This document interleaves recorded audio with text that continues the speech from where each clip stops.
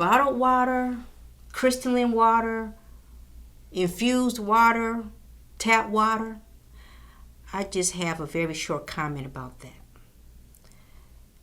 Your municipal waters are tested. That is mandated by your local, state, or government. They're tested for the amount of bacteria and the chloroforms, and they're tested for whatever type of pesticides is in the ground nearby, or if there is an outbreak, they test the water right away, and they give you notices. They tell you don't drink the water.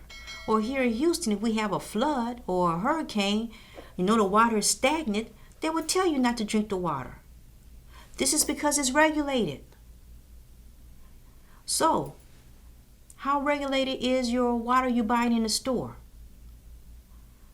I mean, some of it is actually tap water put in a bottle, if you read your labels. Some of it comes from springs or say well water.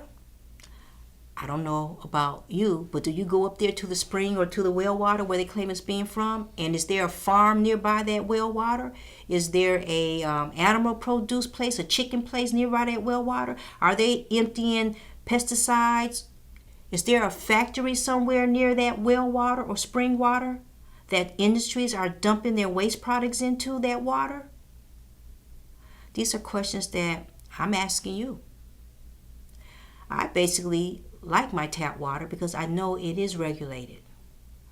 So, with that being said, you need to be aware of your environment. I mentioned once before, when I was living up north, our water was very good. We were at the top of the chain because our water some of it came from the Mississippi River, some came from the lakes, but a majority of it came from the Mississippi River.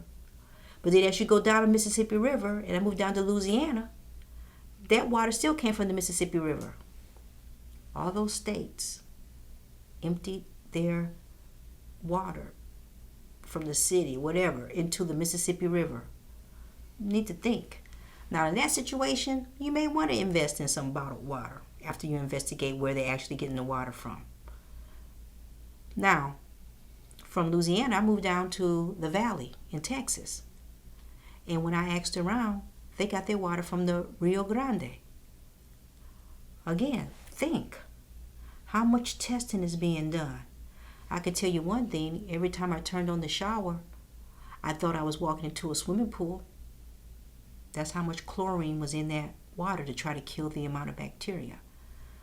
So my point on where you're going to buy your water has to deal with where you're living at, and also where is your city getting their source of municipal water.